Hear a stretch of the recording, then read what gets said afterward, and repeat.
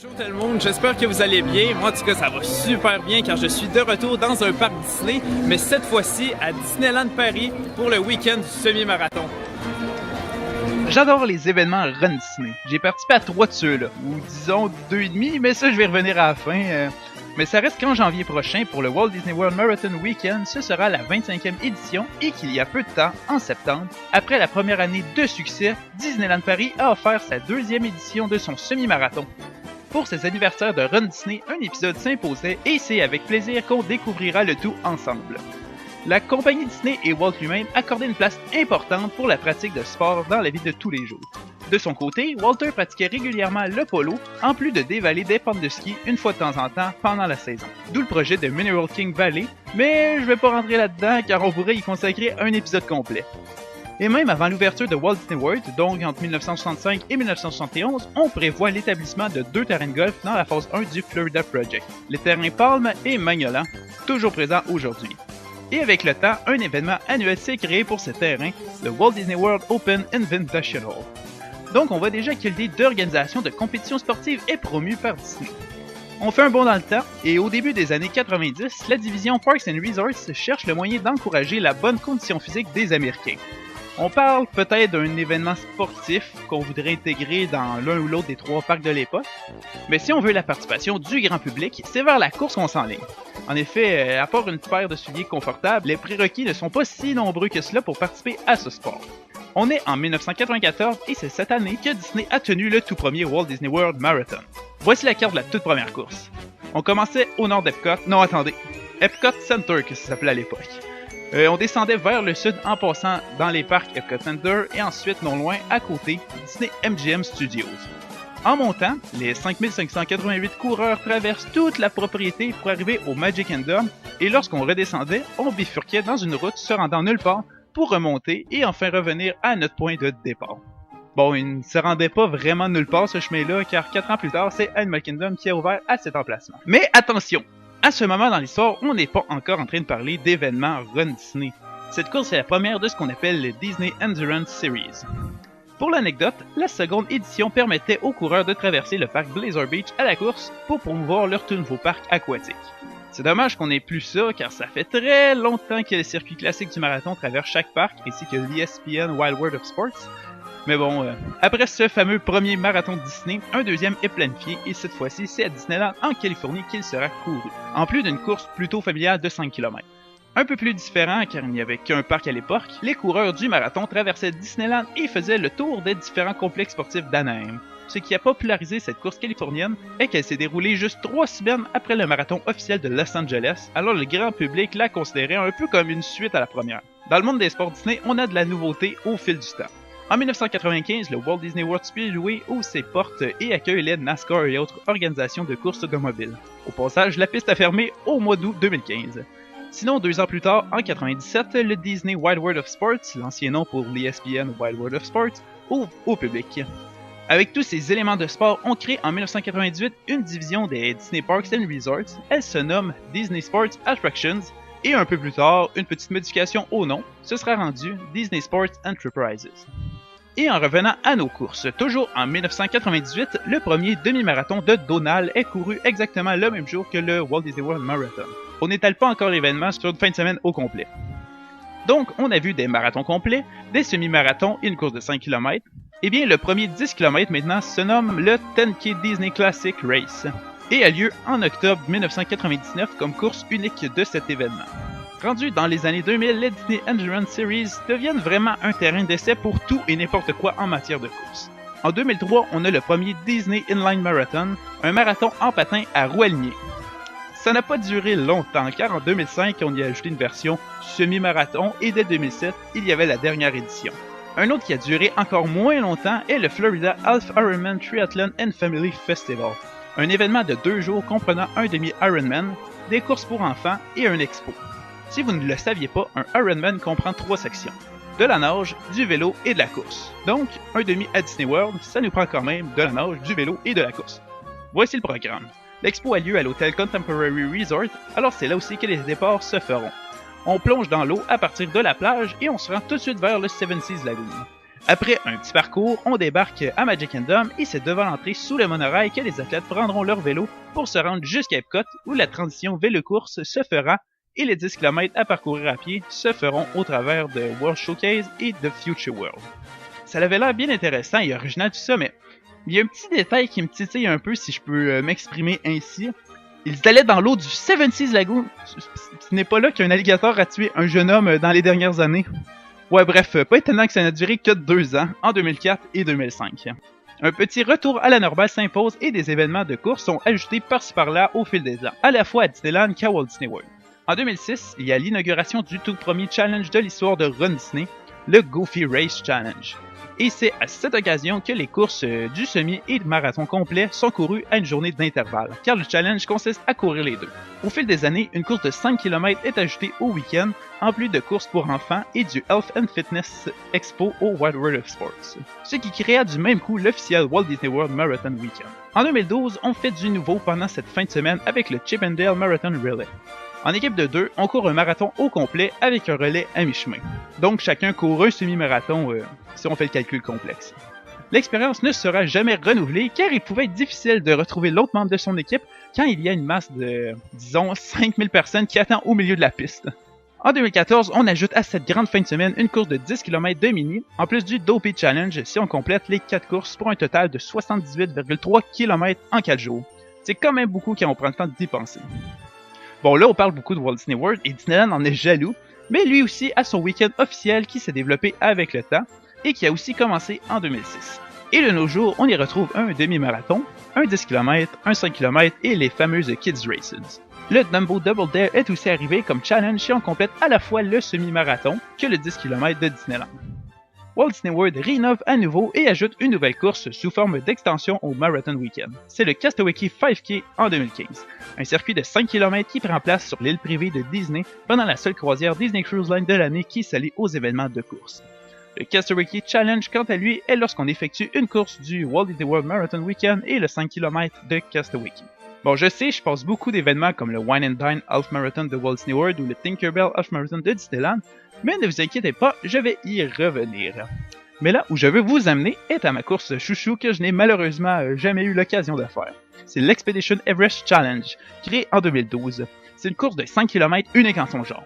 Premièrement, ça se passe en soirée et non tôt le matin, et l'épreuve est en partie une course classique, en partie une course à obstacles, et aussi une chasse au trésor, le trésor étant un party de fin de course dans Dinoland USA, où nourriture, attractions, personnages et surprises sont au rendez-vous. Malheureusement, la dernière édition s'est vue en 2015, mais avec l'ouverture de Pandora The World of Avatar, j'espère à tout prix que l'événement reprendra pour me permettre de l'essayer. Ouais. Enfin bon, pour l'été 2016, on essaye quelque chose de nouveau afin de connecter les gens du monde entier avec Run Disney. Peut-être avez-vous entendu parler des Virtual Running Short Series. Ce sont 3 courses. Une en juin, une en juillet et une en août. On s'y inscrit sur le site de Run Disney, soit pour une course individuelle ou le lot des 3. On effectue ces courses par nos propres moyens dans les rues de notre propre quartier. Au passage, on se photographie et publie les photos accompagnées du hashtag Run Disney Shorts et on se verra recevoir par la poste nos médailles pour chacune des courses de 5 km. Et si on a choisi le lot des 3, une médaille supplémentaire nous est envoyée pour être resté actif tout l'été. C'est vraiment intéressant comme concept, mais il me semble que l'idée de course Disney est moins présente lorsqu'on doit imprimer nous-mêmes notre dossard et courir dans les rues autour de la maison. Au moins les médailles sont belles et offrent une thématique intéressante en reprenant des articles liés à un personnage pour les 3 courses, et la 4e médaille pour la complétion des 3 courses reprend le fameux personnage en question.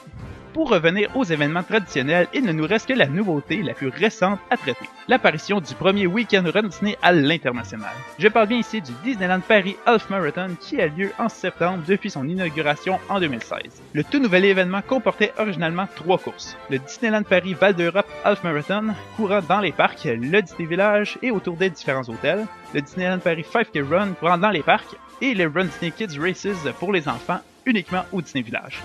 Enfin, en 2017, pour la 2e édition, la course de 10 km est ajoutée à la fin de semaine et le 5 km s'est fait uniquement au Walt Disney Studios en soirée. Le challenge Bibidi Bobbidi Boo est aussi créé et on obtient la médaille en question si l'on court à la fois le 10 km que le semi-marathon. Et enfin, l'autre challenge, Castle to Chateau, nous donne une médaille additionnelle si nous avons préalablement couru un demi-marathon ou un marathon complet dans un événement américain dans la même année de notre semi-marathon de Disneyland Paris. Bon là je vous ai parlé de dizaines de courses, en plus que j'en ai oublié plusieurs, alors je vous propose en rafale la liste de tous les événements Run Disney. En fait, depuis la création de Disney Endurance Series. À vos marques, prêts, partez! En Walt Disney World, le Walt Disney World Marathon Weekend commençant par un marathon simple à l'effigie de Mickey Mouse et ajoutant au fil du temps un semi-marathon de Donald, un 10 km de Minnie, un 5 km familial, des courses pour enfants, en plus des challenges de Goofy et Simplet. Il y avait aussi le marathon relais de Tic et Tac et son extension dans les Bahamas et Castaway Cay Challenge 5K sur l'île privée de Disney. Ensuite, il y a eu les Walt Disney World Inline Marathon et ajouta un demi-marathon. Le Florida Half Ironman Triathlon and Family Festival était aussi de la partie avec un semi-Ironman et des courses pour enfants. Il y a eu également les Mini Marathon Weekend comprenant 3 courses, le 15 km Women Run the World, le 5 km Go Red for Women et la course 1 mile. À tout cela, on ajoute les Princess Half Marathon, un demi-marathon des princesses, l'Enchanted 10K, le Princess 5K et les Kids Dashes and 1 mile. L'événement Wine and Dine Half Marathon pendant le Food and Wine Festival d'Epcot comprend le semi-marathon, le Wine and Dine 10K, le Disney Fall Feast 5K et les Run Disney Kids Races. Dans ces mêmes dates, on a les moins connus Disney's Cross Country Classic au ESPN Wild World of Sports. Ensuite, l'Expedition Everest Challenge est apparu et reparti en tant que course unique de l'événement. Enfin, le Star Wars Half Marathon de Dark Side comprend un demi-marathon Star Wars ainsi que 10 km, un 5 km et des courses pour enfants, tous sur la même thématique. Maintenant pour Disneyland en Californie, on a commencé avec un marathon complet, mais on s'est réduit au Disneyland Half Marathon Weekend avec le semi-marathon, le Disneyland 10K et 5K et les courses pour enfants. Le Challenge Dumbo Double Dare a également été ajouté.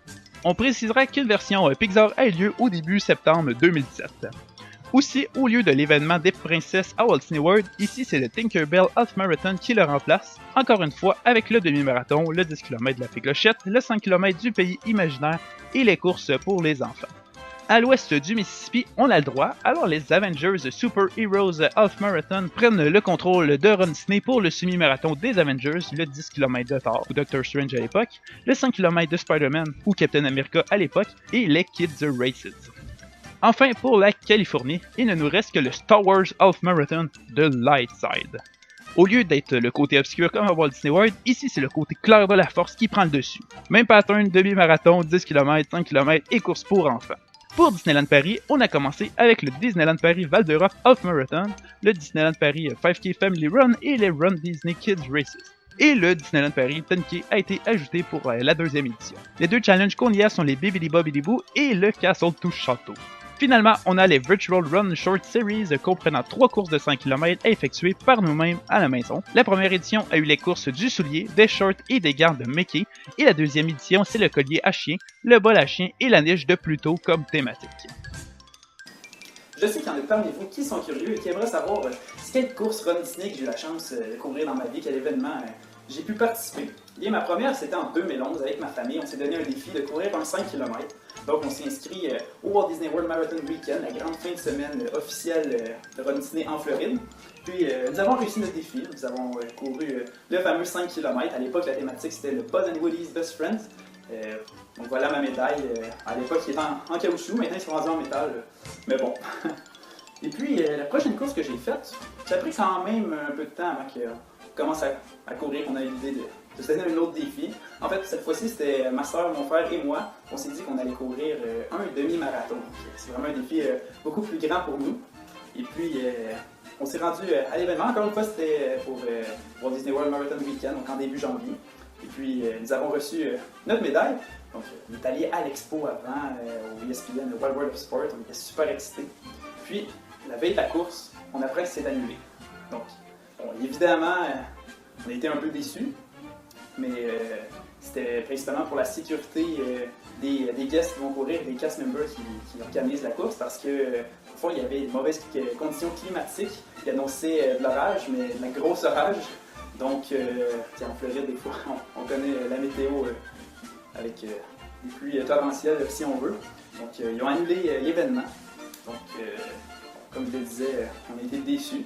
Mais ce que j'ai bien aimé, par contre, c'est de voir que la communauté Disney sur Internet s'organisait différents petits événements, chacun de leur côté, dans les différents hôtels Disney, pour utiliser les pistes de course qu'ils ont dans les resorts et courir le demi-marathon sur place. Nous autres, on était au Port Orleans, par exemple, et puis on a vraiment On a vu plusieurs personnes faire ça. Nous aussi, c'est là qu'on l'a couru pour mériter cette médaille. Mais là, vous devez vous poser la question comment ça se fait qu'on l'a reçu si on n'a pas couru le trajet officiel et qu'on a comme participé vraiment à l'événement officiel.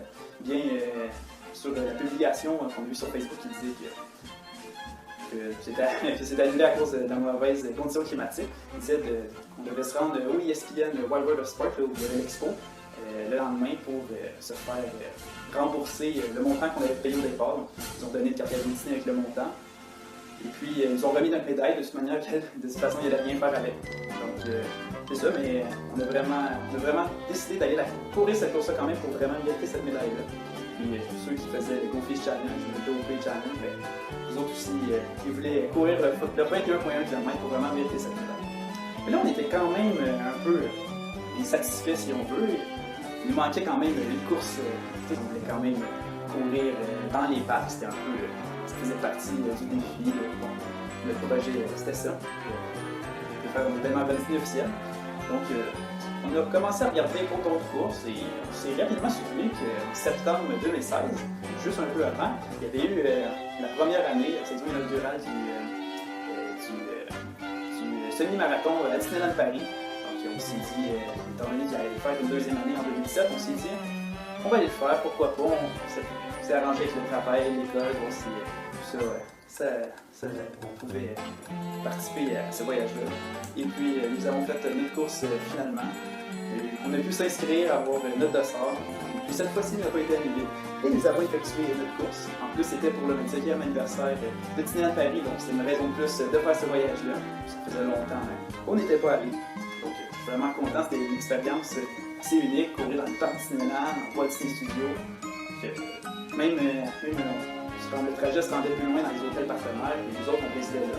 Donc, on a revu notre hôtel, nos parents étaient là pour nous encourager. C'était vraiment une expérience formidable. Et puis, puisque cette course s'est effectuée en 2017, celle-là aussi, je ne sais pas si vous vous souvenez dans l'épisode qui vient de passer, je vous ai parlé du challenge Castle to Château, si on effectuait une course aux États-Unis et le semi-marathon à Paris. Et puis, ils ont reconnu quand même une participation à une course aux États-Unis, malgré que l'événement a été annulé, mais le fait qu'on soit inscrit. Ça nous a permis de remporter aussi cette médaille, donc le Castle to Château, qui s'ajoute à nos collections des médailles Walt Disney. Donc je suis particulièrement fier. Merci beaucoup. Si vous avez aimé cet épisode, n'oubliez pas de mettre un petit j'aime. Abonnez-vous si vous ne l'êtes pas encore. Et puis on se dit à la prochaine pour une future vidéo. Bye bye! 3, 2,